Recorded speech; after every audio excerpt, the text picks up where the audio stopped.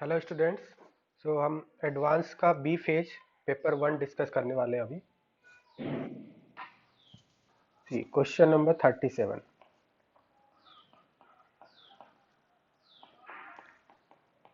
Question number 37 में आपको reaction given है and stoichiometric coefficients are given and you have to select incorrect options.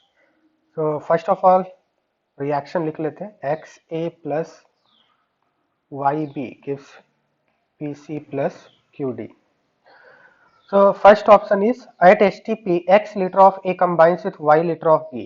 स्टोकियोमेट्रिक coefficient के according हम reaction को कैसे रीड करेंगे कि x moles of A react with y moles of B to give P moles of C and Q moles of D। अब अगर आपका STP बोला है, एट एसटीपी बोला मीन्स टेम्परेचर एंड प्रेशर क्या है आपका कांस्टेंट है। तो at constant temperature and pressure हमें पता है number of moles is directly proportional to volume. तो हम लोग ऐसा बोल सकते हैं कि at STP X litre of A combines with Y litre of B. This is correct because आपका टेम्परेचर एंड प्रेशर कांस्टेंट होगा, so number of moles is directly proportional to volume. तो इसके अकॉर्डिंग हम लोग ऐसा बोल सकते हैं X moles of A react with Y moles of B, और you can say that at STP X litre of A reacts with Y litre of B. This is also correct. x liter of A combines with y liter of B. First option is correct. Second option, x moles of A combines with y moles of B. This is also correct. Third option, x gram of A reacts with y gram of B. This is not correct. Because weight में कभी भी reaction नहीं होता। ऐसा नहीं होगा कि आपका x ग्राम ऑफ A और y gram of B react कर रहा है। वेट से कभी हम लोग रिलेट नहीं करते, मोल से रिलेट करते हैं, राइट। तो थर्ड ऑप्शन आपका हो जाएगा incorrect. Okay. X molecules of A combines with Y molecules of B. This is also correct. Fourth option is correct. So incorrect option is third. Weight में कभी भी रिएक्शन नहीं होता है वेट से रिलेट करके, right. Question number 38। Which statement is false? Oxidation number of oxygen is -2 in most of its compound. This is correct. -2 most stable oxygen state है आपका ऑक्सीजन का।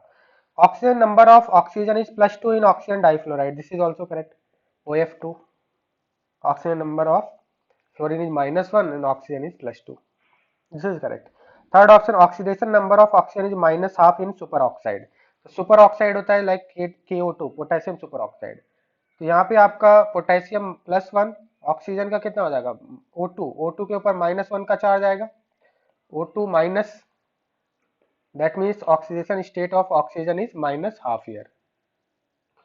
2 ऑक्सीजन के ऊपर 1 यूनिट का नेगेटिव चार्ज, सो 1 oxygen -1/2 हो जाएगा। So this is also correct. Fourth option, oxidation number of oxygen is +1 in परऑक्साइड्स।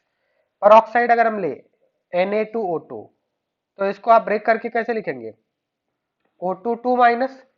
तो peroxide में ऑक्सीजन का ऑक्सीडेशन स्टेट कितना होता है -1 होता है, और इधर आपका +1 दिया है। सो फोर्थ ऑप्शन हो जाएगा आपका इनकरेक्ट। ठीक है, परऑक्साइड में ऑक्सीजन का ऑक्सीडेशन स्टेट -1 होता है, not +1। Question number 39।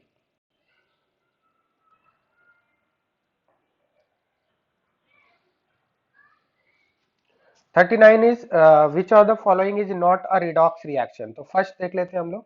Mg plus N2 gives Mg3N2। ये रिडॉक्स रिएक्शन है क्योंकि यहाँ पे 0 0, ये +2 हो गया और ये -3 हो गया। तो यहाँ पे मैग्नीशियम क्या हो रहा है, ऑक्सीडाइज हो रहा है, और नाइट्रोजन क्या हो रहा है, decrease in oxidation state is reduction. तो आपका नाइट्रोजन रिड्यूस हो रहा है। So this is a redox reaction. Magnesium is oxidising, nitrogen is reducing. Second देखते हैं, second option MnO4 minus plus C2O4 2 minus gives Mn2 plus plus CO2। तो इसमें अगर हम मैंगनीज का ऑक्सीजन स्टेट देखें +7, इधर आपका कार्बन +3 है, +4 और यहाँ पे +2 है। तो मैंगनीज क्या हो रहा है, रेड्यूस हो रहा है। कार्बन क्या हो रहा है आपका, ऑक्सीडाइज हो रहा है। तो ये भी क्या है आपका रिडॉक्स रिएक्शन है। Second is also redox reaction. Third देखते हैं, copper sulphate plus Ki gives copper iodide plus I2 plus K2SO4। यहाँ पे अगर हम देखें तो कॉपर क्या है, +2 से +1 में जा रहा है। कॉपर +2 से +1 में जा रहा है। आयोडीन -1 से 0 में जा रहा है, इसका मतलब कॉपर का रिडक्शन हो रहा है, आयोडीन का ऑक्सीडेशन हो रहा है, this is also redox reaction. Last option अगर हम देखें fourth, AgCl plus ammonia gives AgNH3 whole twice Cl, ये आपका रिडॉक्स रिएक्शन नहीं है। Why it is not a redox reaction? It is not a redox reaction because यहाँ पे oxidation number, silver अगर हम देखें तो यहाँ पे ऑक्सीडेशन रिडक्शन नहीं हो रहा है। सिल्वर अगर हम यहाँ पे देखें +1 था, इधर भी +1 में है, क्योंकि अमोनिया न्यूट्रल होता है, 0 होता है यहाँ पे, और Cl के ऊपर कितना चार्ज है, -1। अमोनिया न्यूट्रल होगा तो Ag के ऊपर +1 हो जाएगा। तो सिल्वर का ऑक्सीजन स्टेट पहले भी +1 था, अभी भी +1 है, कोई चेंज नहीं आया। क्लोरीन में -1 था, -1 है, no change in oxidation state. तो यहाँ पे oxidation state silver and chlorine atoms का ऑक्सीडेशन स्टेट, किसी भी एटम का ऑक्सीजन स्टेट चेंज नहीं हो रहा है, so this is not a redox reaction. So fourth option is correct option, fourth is not a redox reaction. Question number 40. Identify the correct statement. Halogens always have -1 oxidation state in their compound. This is wrong.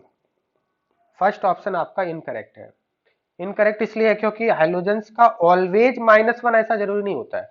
Like HClO4 में chlorine का कितना होता है, +7 होता है। तो hydrogens always have -1 oxygen state, this is wrong. They can have positive oxygen state also, like in HClO4. Second, oxidation number can be 0, negative, positive, integer or fractional. This is correct. Third option, in OF2 the oxygen number of fluorine is +1. In OF2 the oxidation number of fluorine is +1. नहीं, fluorine का positive oxygen state नहीं हो सकता है, fluorine has -1 oxygen state, so this is also incorrect. Third option is incorrect. Fourth option, hydrogen always have +1 oxygen state, not necessary. Metal hydrides, metal hydrides के case में क्या होता है, हाइड्रोजन का नेगेटिव ऑक्सीजन स्टेट होता है, like NaH, KH। तो hydrogen can have negative oxygen state in case of metal hydrides, so always बोला है, that's why it is wrong. So correct option आपका हो जाएगा second, second is the correct option. So 40 में आपको second option choose करना था। Question number 41, which of the following elements have +3 as their most popular oxidation state? Aluminium, aluminium आपको पता है 283, outermost shell 3 electrons, most oxidation state of aluminium is +3, aluminium is correct. Question number 42, for a redox reaction the stoichiometric coefficient you have to find. तो देखिए इसको oxidation n factor method से balance कर लेते हैं। MnO4 minus reacts with oxalate ion in acidic medium to give Mn2 plus CO2। तो cross multiplication method से हम लोग इसको बैलेंस करेंगे, बात समझ में आ रहा है, एन फैक्टर निकाल के क्रॉस मल्टीप्लीकेशन मेथड से हम लोग इसको बैलेंस कर लेंगे। तो मैंगनीज यहाँ पे +7 से +2 में जा रहा है, चेंज कितने का हुआ, 5 का चेंज हुआ, एन फैक्टर कितना हो गया 5, राइट। तो एन फैक्टर हो गया मैंगनीज का 5, MnO4 से Mn2 प्लस में, ओके। सिमिलरली यहाँ पे ऑक्सिलेट में देखें तो कार्बन का ऑक्सीजन स्टेट कितना है 3, +3 से कार्बन किधर जा रहा है, +4 में जा रहा है। तो चेंज इन ऑक्सीजन स्टेट कितना है, +3 से +4, 1 का चेंज हो रहा है, बट यहाँ पे कार्बन के 2 एटम्स हैं, तो 2 × 1 that is 2, okay. So N factor कितना आ गया, ऑक्सिलेट का 2 आ गया। अब हम लोग क्या करते हैं, क्रॉस मल्टीप्लाई कर देते हैं। तो क्रॉस मल्टीप्लाई कर देंगे तो जो आपका एन फैक्टर ऑक्सिलेट का है वो स्टोकियोमेट्री बन जाएगा मैंगनीज MnO4 माइनस का, और जो एन फैक्टर MnO4 माइनस का है वो स्टोकियोमेट्री बन जाता है C2O4 माइनस का। तो स्टोकियोमेट्री आपका MnO4 माइनस का कितना हो जाएगा, 2 हो जाएगा, 2 MnO4 माइनस, और स्टोकियोमेट्री ऑफ ऑक्सिलेट हो जाएगा 5। तो हमने क्या किया, एन फैक्टर क्रॉस मल्टीप्लाई कर दिया। तो 2 and 5 is the correct answer, first option is correct.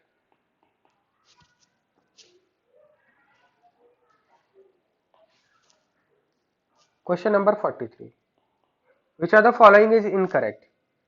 तो इनकरेक्ट में यहाँ पे देखिए fourth option, all P block elements are non metal, not necessary, all P block elements are non metal, fourth option is incorrect. ऐसा जरूरी नहीं है कि सारे P block element non metal होते हैं, दिस इज नॉट करेक्ट। उनमें metals भी आते हैं, लाइक एल्यूमिनियम मेटल होता है आपका, लेड, जो आपके बॉटम के एलिमेंट्स होते हैं। हमें पता है टॉप टू बॉटम जब मूव करते हैं पी ब्लॉक में तो मेटेलिक कैरेक्टर क्या होता है, इंक्रीज करता है, like carbon, silicon, germanium, tin and lead. तो ऊपर वाले जो एलिमेंट होते हैं, टॉप के एलिमेंट, ये कैसे होते हैं, नॉन मेटल्स होते हैं, बट बॉटम के जो एलिमेंट्स होते हैं वो क्या होते हैं, मेटल्स होते हैं। ठीक है, तो पी ब्लॉक में भी मेटल्स आते हैं, like aluminium is metal, lead is metal, tin is metal, ये सारे मेटल होते हैं। स्पेशली जो बॉटम एलिमेंट्स होते हैं, heavier elements, they are metals, because top to bottom metallic character increase. So it is not correct that all p block elements are non metal, some are metals. So fourth option is incorrect. Question number 44, which of the following are incorrectly matched? Potassium pyrophosphate, तो pyrophosphate का formula क्या होता है, सी H3PO4। Pyro word कब use करते हैं, पहले बता देता हूं आपको, जो पेरेंट एसिड है, जो भी आपका पेरेंट एसिड होता है उसमें अगर 2 से मल्टीप्लाई करके वाटर रिमूव कर दे तो उसके लिए वर्ड आता है पायरो। फॉर एग्जाम्पल, जैसे आपका है H3PO4, H3PO4 को क्या बोलते हैं, phosphoric acid, this is called phosphoric acid. अगर इसमें आप 2 से मल्टीप्लाई कर दें एंड वाटर रिमूव कर दें, 2 से मल्टीप्लाई करेंगे तो क्या बन जाएगा, H6P2O8, वाटर रिमूव करेंगे तो क्या बन जाएगा, H4P2O7। तो H4P2O7 को बोलते हैं पायरोफॉस्फोरिक एसिड। फॉस्फोरिक एसिड था H3PO4, 2 से मल्टीप्लाई करके वाटर रिमूव किया तो ये बन जाएगा पायरोफॉस्फोरिक एसिड, पायरो वर्ड आ जाएगा। पायरोफॉस्फोरिक एसिड का जो काउंटर एनायन बनेगा, काउंटर एनायन क्या बनेगा, P2O7 4 minus, conjugate base P2O7 4 minus, acidic hydrogen remove कर दिया हमने, तो इसको बोलेंगे पायरोफॉस्फेट। पायरोफॉस्फोरिक एसिड से बन गया पायरोफॉस्फेट। तो पायरोफॉस्फेट होता है P2O7 4 minus, this is pyrophosphate. Okay, तो पोटेशियम पायरोफॉस्फेट क्या बन जाएगा, K4P2O7, दिस इज करेक्ट, ये आपको करेक्ट गिवन है। सेकेंड आपको है sodium hydrogen di hydrogen phosphate, this is also correct. Sodium phosphite, sodium phosphide जो होता है, थर्ड ऑप्शन देखिए, सोडियम फॉस्फाइड, सोडियम फॉस्फाइड होता है Na3PO3, ये होता है आपका sodium phosphide, Na3PO3, because PO3 3 minus को बोलते हैं फॉस्फाइट, और फॉस्फेट होता है PO4 3 माइनस। ठीक है, Na3PO4 सोडियम फॉस्फेट, तो PO4 3 माइनस फॉस्फेट होता है एंड PO3 3 माइनस फॉस्फाइट होता है। तो यहाँ पे जो आपको दिया है सोडियम फॉस्फाइट का फॉर्मूला लिखना है, तो सोडियम फॉस्फाइट होता है Na3PO3, बट आपको ऑप्शन में दिया है Na3PO4, वो होता है सोडियम फॉस्फेट होता है, not phosphite. So third option is incorrect, third option is incorrect. Question number 45, H2H2O4, H2H2O4, इसका नेम आपको लिखना है। तो H2H2O4 जो होता है, this is called dithionous acid, क्योंकि इसका जो स्ट्रक्चर होता है उसमें सल्फर सल्फर बॉन्ड आते हैं, like this, this is H2H2O4। Okay, तो यहाँ पे 2 सल्फर एटम है, that's why it is called dithionous acid, dithionous acid, thio means sulphur, 2 sulfur atoms are there, dithionous acid, H2H2O4। Question number 46, the group in modern periodic table in which all the elements do not have same number of electrons in valence shell is, तो अगर हम group 13 देखें, group 13 में कौन से element आते हैं, boron, aluminium, gallium, indium and thallium. So all have 3 electrons in the valence shell, right, like boron 2,3, 3 electrons in the valence shell। Group अगर 11 की हम बात करें तो ग्रुप 11 में क्या आता है, कॉपर, सिल्वर, गोल्ड। ठीक है, इसमें भी आपके नंबर ऑफ इलेक्ट्रॉन सेम होते हैं वैलेंस सेल के अंदर। ग्रुप 9 की अगर हम बात करें तो इसमें आपका वेरिएबल, आउटर मोस्ट सेल में वेरिएबल इलेक्ट्रॉन्स आते हैं, क्योंकि ग्रुप 9 में जो आएगा, ग्रुप 9 में कोबाल्ट, रोडियम, इरिडियम आता है। कोबाल्ट का जो इलेक्ट्रॉनिक कॉन्फ़िगरेशन होता है that is 3d7 4s2, valence shell में कितने इलेक्ट्रॉन हो गए, 2 इलेक्ट्रॉन हो गए। रोडियम का जो इलेक्ट्रॉनिक कॉन्फ़िगरेशन होता है वो होता है 4d8 5s1 होता है, ये एक्सेप्शनल कॉन्फ़िगरेशन है। इरिडियम का होता है 5d7 6s2। So cobalt and iridium cobalt and iridium में 2 इलेक्ट्रॉन्स है वैलेंस शेल के अंदर, बट रोडियम के अंदर एक्सेप्शनल कॉन्फ़िगरेशन होता है रोडियम का। रोडियम के अंदर आपका होता है 4d8 5s1, वैलेंस शेल के अंदर 1 इलेक्ट्रॉन्स होते हैं। ठीक है, ये आपका एक्सेप्शनल कॉन्फ़िगरेशन है। तो रोडियम का आपका क्या होता है, 1 electron is there in outermost shell. So third option is correct. Similarly अगर आपको ग्रुप जीरो दिया होता है, ग्रुप जीरो और ग्रुप 18 जिसको बोलते हैं नोबल गैसेस, तो नोबल गैसेस में भी आपके नंबर ऑफ इलेक्ट्रॉन्स क्या होते हैं आउटर मोस्ट शेल में, डिफरेंट होते हैं।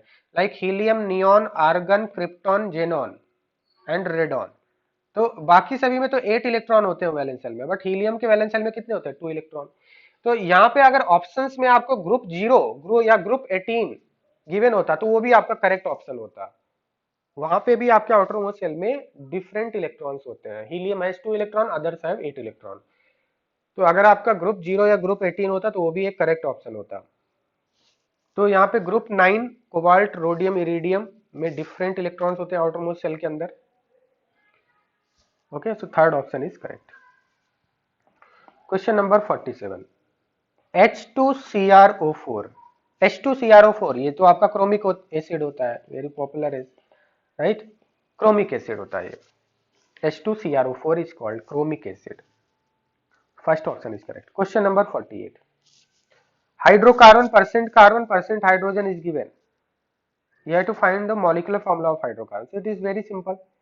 See, अगर हम यहाँ पे देखें mass percentage, carbon and hydrogen column बना लेते हैं। मास परसेंटेज, कार्बन का आपको गिवन है 90, हाइड्रोजन का 10 गिवन है। तो मास percent divided by molar mass, sorry atomic mass निकाल लेते हैं हम लोग।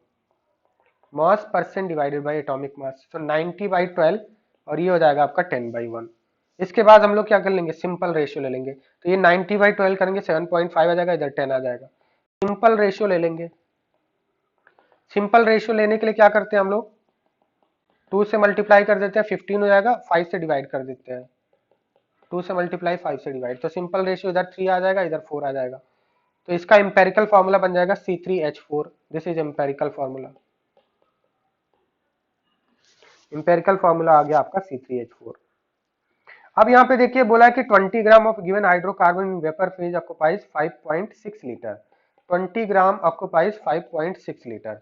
That means number of moles कितना होगा, number of moles mass given upon molar mass is equal to, यहाँ से कितना होगा, since we know that at STP 22.4 litre होता है, तो नंबर ऑफ मोल्स इतना हो जाएगा। तो इन दोनों का इक्वेट करके हम लोग यहाँ से मोलर मास निकाल लेते हैं। तो मोलर मास यहाँ से आ जाएगा आपका 20 इंटू 22.4 डिवाइडेड बाई 5.6। इसको सॉल्व करेंगे, मोलर मास 80 आ जाएगा। तो मोलर मास हाइड्रोकार्बन का 80 है।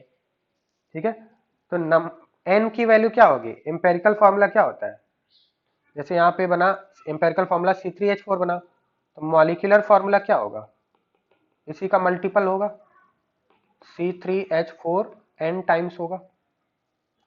n की वैल्यू निकालना है, तो n की वैल्यू कैसे निकालते हैं, molecular mass divided by empirical mass, empirical formula mass. Molecular mass 80 आ रहा है, एम्पेरिकल फॉर्मूला मास कितना आ जाएगा, empirical formula mass 12 into 3 36 plus 4 40, तो 40 हो गया, तो ये आपका आ जाएगा 2। तो मॉलिक्यूलर फॉर्मूला क्या बन जाएगा आपका, C3H4 whole twice, that is C6H8। C6H8, okay, C6H8 is the correct option. Third option, C6H8. Question number 49. How many of the following atoms have higher atomic radius than nitrogen? तो इस type के question करने के लिए सबसे पहले हमें पता होना चाहिए कि पीरियोडिक टेबल में पोजीशन क्या है एलिमेंट्स की। तो हमें पोजीशन बना लेते हैं और हमें पता है left to right size decrease होता है, टॉप टू बॉटम डिक्रीज होता है, इंक्रीज होता है, right, left to right size decreases, top to bottom atomic size increases, यही फैक्ट आपको यूज करना है। तो यहाँ पे पीरियोडिक टेबल में पोजीशन देख लेते हैं। तो लिथियम सेकेंड पीरियड में क्या आता है, lithium, beryllium, boron, carbon, nitrogen, oxygen, fluorine. जिसमें से आपको जो गिवन है, गिवन बोरान है, कार्बन है, कंपेयर करना है, ऑक्सीजन और फ्लोरीन कंपेयर करना है। नाइट्रोजन के जस्ट नीचे फास्फोरस आता है। बेरिलियम के नीचे आपका क्या आएगा, magnesium, calcium, strontium, barium. Lithium के नीचे आपका आएगा सोडियम, पोटेशियम, रुबिडियम, सीजियम आएगा। अब इसमें से हमें कंपेयर करना है sodium, potassium, rubidium, caesium, barium. तो ये हमने क्यों बनाया, क्योंकि हमें पता होना चाहिए कि पीरियोडिक टेबल में पोजीशन क्या है। अगर इस टाइप के क्वेश्चन आपको करना है तो पीरियोडिक टेबल में पोजीशन पता होना चाहिए ना, कि एलिमेंट्स, रेस्पेक्टिव एलिमेंट्स की पीरियोडिक टेबल में पोजीशन क्या है। अब हम लोग ये कॉन्सेप्ट यूज कर लेंगे कि left to right size decrease होता है, टॉप टू बॉटम इंक्रीज होता है। तो क्वेश्चन में आपको पूछा है कि which of the following atoms have higher atomic radius than nitrogen. Higher atomic radius than nitrogen कौन से होंगे, जो आपके नाइट्रोजन के लेफ्ट में आ रहे हैं। तो इसमें बोरॉन आ जाएगा, कार्बन आ जाएगा। और जो नाइट्रोजन से नीचे आ रहे हैं वो हायर एटॉमिक रेडियस वाले हो जाएंगे, like phosphorus, sodium, potassium, rubidium, caesium, barium. तो एक्सेप्ट ऑक्सीजन एंड फ्लोरीन बाकी सारे आ जाएंगे। तो टोटल कितने हो जाएंगे, 1 2 3 4 5 6 7 8। तो 8 is the correct answer, except oxygen and fluorine.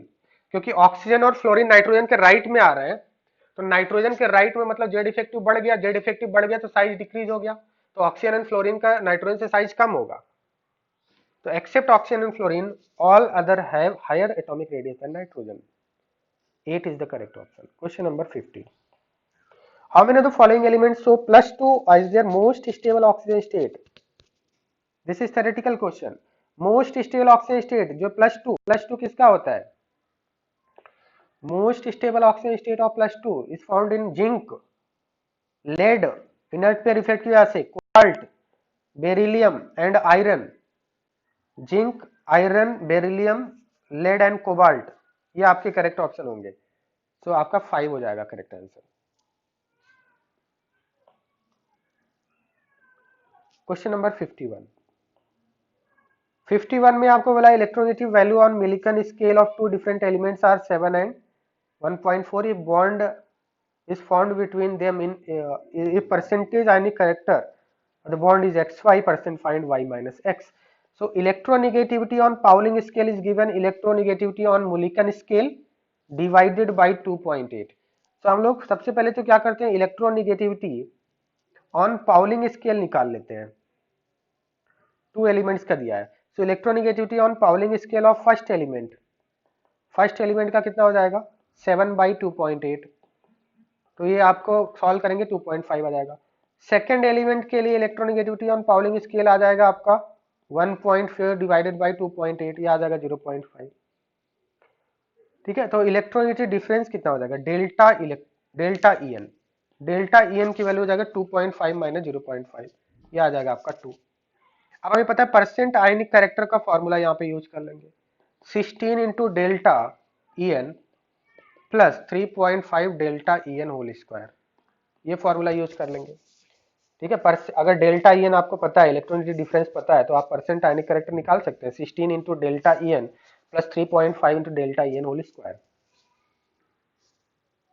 तो ये आपका हो जाएगा 16 into delta E N is 2 plus 3.5 into delta E N whole square that is 2 square. इसको सॉल्व कर लेंगे आपका आ जाएगा 46% answer. Correct answer is 46%, right. तो question number 53,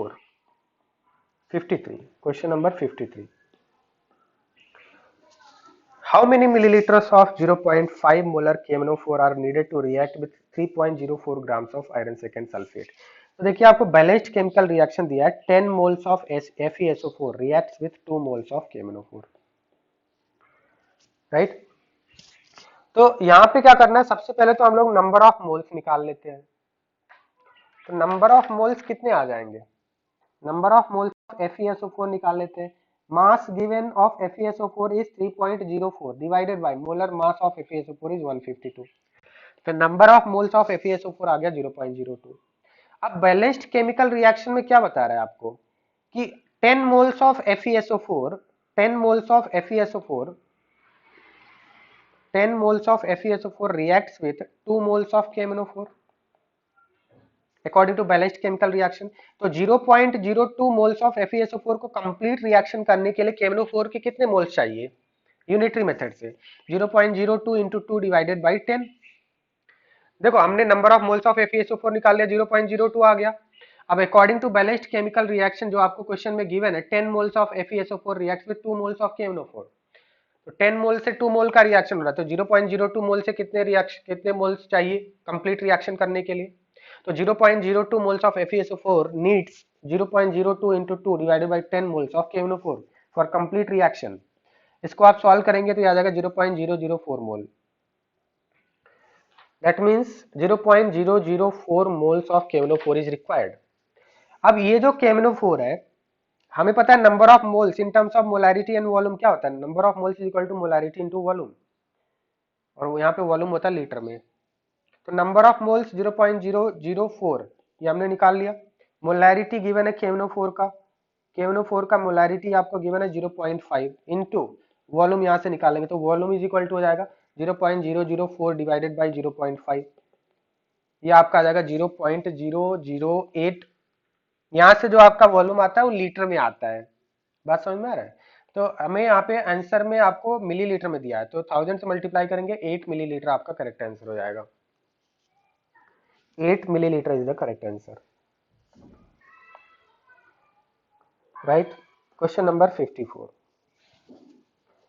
In a balanced reaction is given and you have to balance this reaction. तो इसमें क्या करना है? देखिए NO3 माइनस आपका चेंज हो रहा है NO में, तो इसको हम लोग सेपरेटली बैलेंस कर लेते हैं। A and B stoichiometric coefficient बताना है, A प्लस B बताना है, तो सेपरेटली बैलेंस कर लेंगे। Nitrate ion is converting into NO, right. तो इसको हम लोग बैलेंस कर लेंगे, इधर आप 2 से मल्टीप्लाई कर दीजिए। देन इसके बाद ऑक्सीजन कितने हो गए? 6 ऑक्सीजन हो गए। इधर आपके 2 ऑक्सीजन है, 4 ऑक्सीजन कम है तो 4 वाटर मॉलिक्यूल इधर ऐड कर दिया। 2 प्लस 4 ये आपके 6 हो गया, तो इधर 8 H प्लस हो गया, तो इधर हमने 8 H प्लस कर लिया। इलेक्ट्रॉन्स चार्ज बैलेंस कर लेंगे, तो चार्ज यहाँ पे कितना हो गया? 8 माइनस 2 6 यूनिट का पॉजिटिव चार्ज है, तो 6 इलेक्ट्रॉन इधर ऐड कर दिया हमने, तो ये आपका बैलेंस हो गया plus 6 electron, right. So this is balance. इसी तरह से हम लोग सेपरेटली बैलेंस करके क्लोराइड आयन आपका कन्वर्ट हो रहा है Cl2 में, इसको भी सेपरेटली बैलेंस कर देते हैं एंड देन इसके बाद क्या करेंगे? दोनों इक्वेशंस को ऐड कर देंगे। Chloride ion is converting to Cl2, इधर 2 से मल्टीप्लाई किया। चार्ज बैलेंस करेंगे तो इधर कितना आएगा आपका? 2 इलेक्ट्रॉन। अब हम लोग इन दोनों के इक्वेशंस को ऐड कर देंगे तो आपका फाइनल बैलेंस्ड रिएक्शन मिल जाएगा। बट ध्यान देना यहाँ पे, क्या नंबर ऑफ इलेक्ट्रॉन्स इधर कैंसिल हो रहे हैं? इधर आपका 6 इलेक्ट्रॉन, इधर 2 इलेक्ट्रॉन है, तो कैंसिल करने के लिए क्या करना होगा? इलेक्ट्रॉन्स आपके कैंसिल होने चाहिए, तो इसका मतलब 3 से मल्टीप्लाई करना पड़ेगा, multiply by 3 on the both sides, तो ये आ जाएगा आपका 6Cl माइनस, इलेक्ट्रॉन कैंसिल करने के लिए, तो ये आ जाएगा 3Cl2 प्लस 6 इलेक्ट्रॉन। अब हम लोग क्या करेंगे? अब हम लोग इन दोनों को ऐड कर देंगे, add these two reactions and you will get final balanced chemical reaction. तो final balanced chemical reaction 6 electron से 6 इलेक्ट्रॉन कैंसिल हो जाएगा, तो ये आ जाएगा आपका 2NO3 minus plus 6Cl minus plus 8H plus gives 8H plus gives twice of NO, इसको ऐसा लिख लेते हैं 2NO3 minus plus 6Cl minus plus 8H plus gives 2NO plus 3Cl2 plus 4H2O. This is balanced chemical reaction. So A and B stoichiometric coefficient, A is 2, B is 6. So 2 plus 6, that is 8 is the correct answer. Okay, so you will get 8 as the correct answer. So this was the last question.